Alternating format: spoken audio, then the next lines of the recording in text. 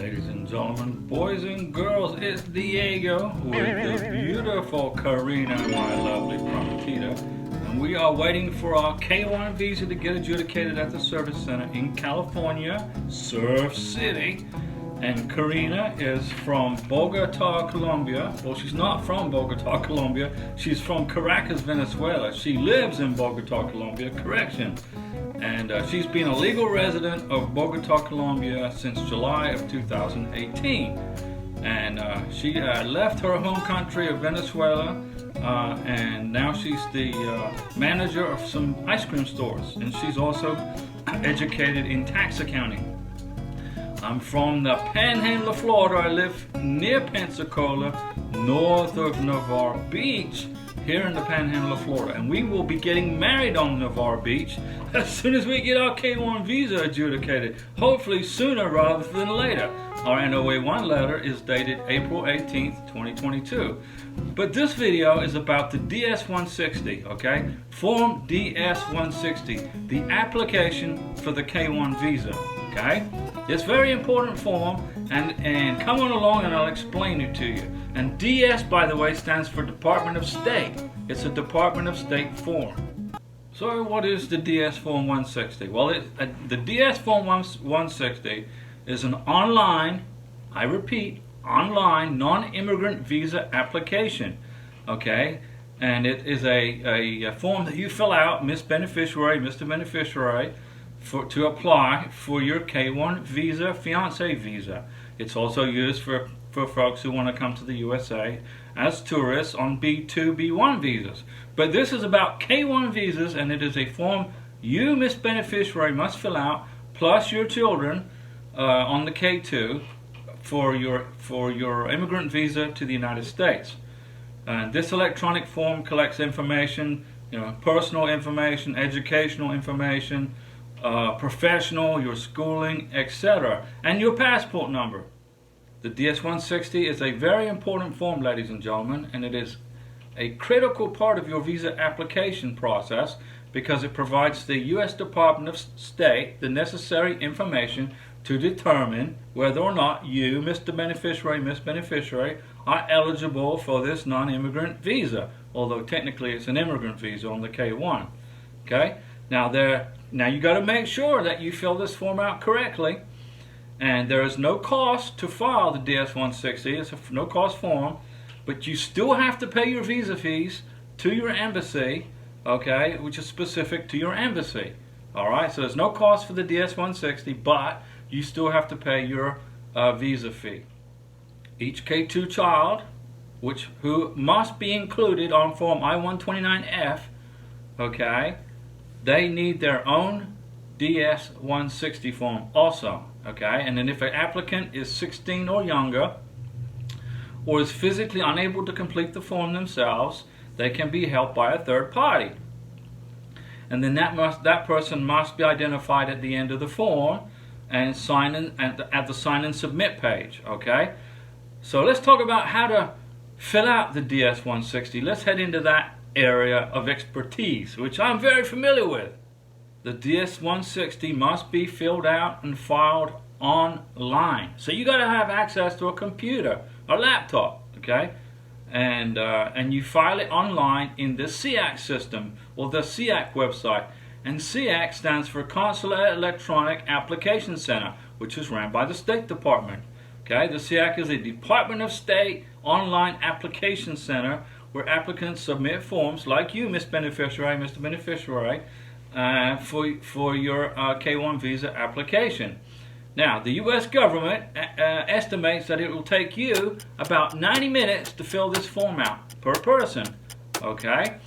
And you can save the form as you go. You can save your progress. You fill it out. You can save it, fill it out, and save it, and return to it later as long as you complete it within 30 days. 30 days is the time limit for this form. So let's begin, ladies and gentlemen, boys and girls.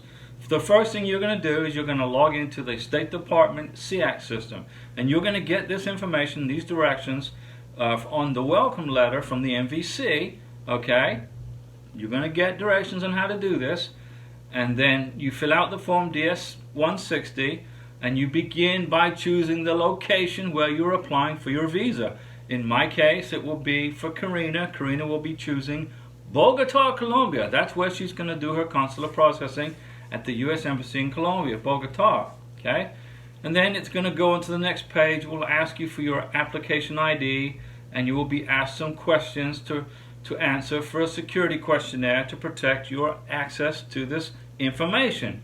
Write down these numbers and keep them safe and together, and you will use them later to continue with your application. Okay? So keep your application ID number and your security question written down and safe. Okay? You're going to need it later. You can find your application ID number on the top right hand corner of each page of the DS-160. If you're looking for that, that's where it's going to be. And if you forget your application ID number, you can retrieve it online using your security question. You're absolutely right. Remember, your saved DS-160 is only good for 30 days. Then it's no good. Then you have to redo the whole thing. So it's a good idea to submit your DS-160, okay? As soon as you get that welcome letter, start working on your DS-160. Remember, you can save it and back it up on your hard drive. And you will be required to answer all the questions accurately and completely. Okay? You may leave spaces blank when questions are marked only as optional. If it doesn't say optional, you cannot leave it blank. You have to put something in there. Now you can answer a question does not apply when the question does not apply to you. So if you get a question and it doesn't apply to you, put a little thing in the box there, does not apply. If you need to make changes to the form and you have saved it, you may retrieve it at the State Department's SEAC system using your information that you did not lose. If you did not save your form, if you do not know your DS-160 confirmation number, or you're unable to retrieve it for any reason, guess what? You got to fill out a whole new one from the beginning. If you complete a new DS-160 from the beginning, you are not required to notify anybody. You don't have to tell USCIS, you don't have to tell MVC, you don't have to tell the embassy. You just redo the whole DS-160 and amend any information okay, that you want to change on your form. So you don't need to tell anybody if you have to redo it. So the DS-160 is an online form, like I mentioned, and it is in 12 parts. Okay, Part 1 through Part 12. It's easy peasy pudding and pie to put it together and make it fly. It's easy. Don't stress this process, okay? Part 1 is personal information. So you're going to put in your personal information. This is the beneficiary's personal information. Your name, your date of birth, your marital status, which better be single or divorced. And you will also be asked for your nationality. Well, Karina is Venezuelan. Her passport number, well, she has that.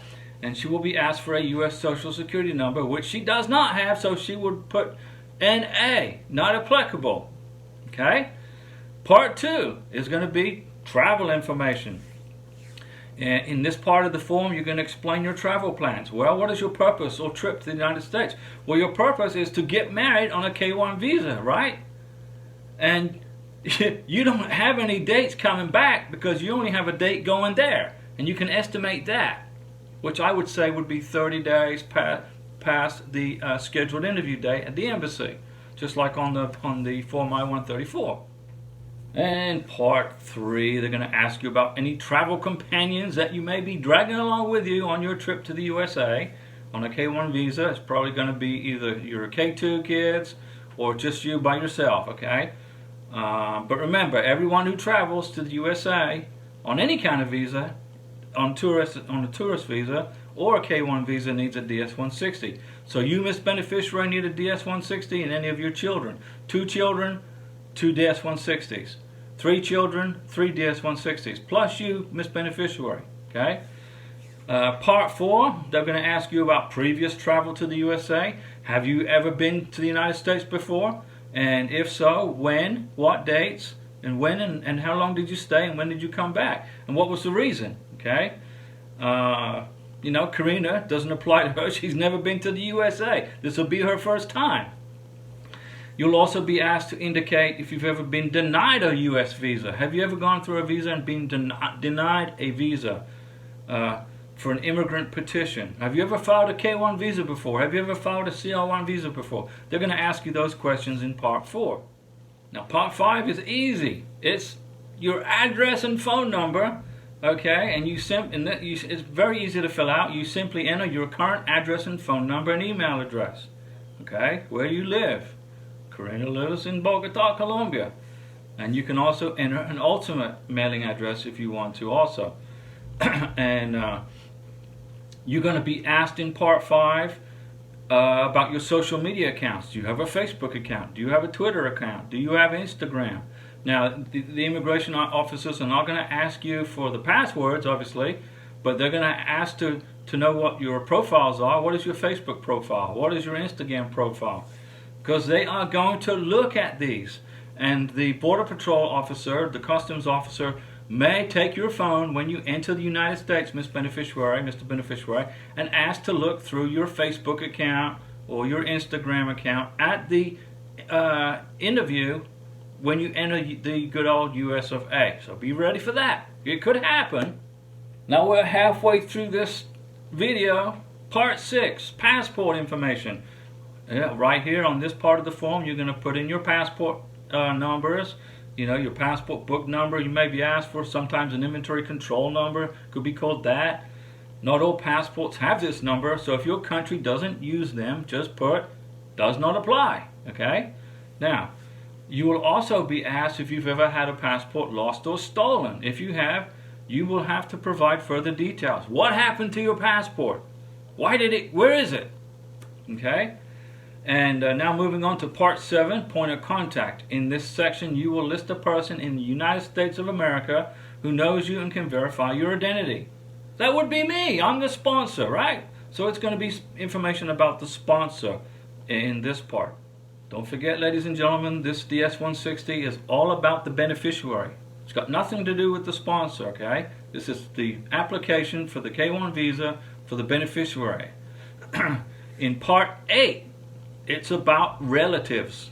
You will be asked to provide information about your mom and your dad, and you could be asked details about any family members who are currently in the USA. So, fill in the information. If you are married, well, you better not be married on a K1 visa. You better not be married. But there is a question that will ask for your spouse's name, date of birth, and nationality, home address, etc. But this will not apply to you because you're coming in on a K1 visa. Now let's talk about Part 9, which is basically work, your work, past work, your education, and your training. Okay, so you will fill out details about your occupation. Okay, well, Karina is the manager of ice cream stores. She was also the director of accounting for a company in Venezuela because she has 4 years of college in accounting, tax accounting. So she'll put that information in there. They will ask about educational background. She went to university in Venezuela, in Caracas. And in her employment history going back 5 years. Well, that's easy. She's been working in Colombia for 5 years. In Part 9 of this DS-160, you will be asked for your travel history and details about any special skills that you may possess, okay? Or any military groups that you may have belonged to, any charities that you may belong to, any professional organizations that you have been a member of, okay? So that's easy to fill out. Part 10 is security and background information. Here you will answer yes or no to 25 questions on security and background issues. Make sure you read these questions very, very carefully and slowly. Don't rush this part, okay? And when you answer here, if you make a mistake here, this could adversely affect your application, up to denials, okay? They're going to ask you questions like, have you ever been a member of the Communist Party? Have you? You better not have. All right, there you go. Moving right along into Part 11, this is where you're going to upload a passport photo, okay, per DS-160. So, Miss Beneficiary, you need to upload a photo of yourself, like a passport style photo, and then when you do the DS-160 for your K2 children, there's going to be a separate photo, separate DS-160 for your kids. And the photo that you submit on the upload for the DS-160, it has to be a certain size, and the SEAC system will allow you to do that. Okay, it's very easy to do.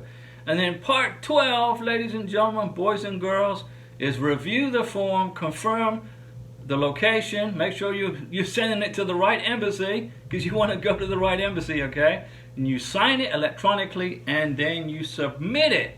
Now you're done with this very difficult but very easy Form DS-160, okay? But before you submit it, you will be asked to review the entire form. This is your last chance, ladies and gentlemen, boys and girls, to confirm and check whether your answers are correct and accurate. You will then be asked to confirm the location. For Carina's, Bogota, Colombia. And then the application will be sent to the appropriate U.S. embassy or consulate. It could be in Baghdad, Iraq. It could be in Nigeria, Manila, Philippines, Bogota, Colombia. You understand what I'm saying, okay? And then after you submit the form, you will then click Next to access your official confirmation page. So you push Next, okay, and then boom, you print the confirmation page. You must print the confirmation page and present it to the consular officer at your K1 visa interview, Mr. Beneficiary, Miss Beneficiary. Okay, you must do that. But before you submit it, you will be asked to review the entire form. This is your last chance, ladies and gentlemen, boys and girls, to confirm and check whether your answers are correct and accurate. You will then be asked to confirm the location for Carina's, Bogota, Colombia. And then the application will be sent to the appropriate U.S. embassy or consulate. It could be in Baghdad, Iraq. It could be in Nigeria, Manila, Philippines, Bogota, Colombia. You understand what I'm saying, okay? And then after you submit the form, you will then click Next to access your official confirmation page. So you push Next, okay, and then boom, you print the confirmation page. You must print the confirmation page and present it to the consular officer at your K1 visa interview, Mr. Beneficiary, Miss Beneficiary. Okay, you must do that. If you have forgotten to print the confirmation page, okay, you can log in again using your application ID and your security question, log back in, and then print the confirmation page. Okay, that's it, ladies and gentlemen, boys and girls. And there's no cost for this form. It's a free form to file, but there is a fee you have to pay to the embassy for the visa fee, for the visa interview, which is totally separate from the DS-160. And we will see you soon, ladies and gentlemen, boys and girls, on an aeroplane flying to the United States of America from whatever country it is you are in right now. And relax, don't stress this process. Don't forget our live stream on Wednesday at 5 p.m. On Saturday at 7 p.m. and Sunday at 11 a.m. Central Time. I do a live stream, K1Visa live stream. I will answer all your questions and give you all the answers. Try and trip me up if you can, live. Now, I'm not an immigration attorney and I don't give legal advice, but I got years and years of experience. This is my first rodeo, and thanks for watching. Okay, I'll talk to you later. See you later. Bye.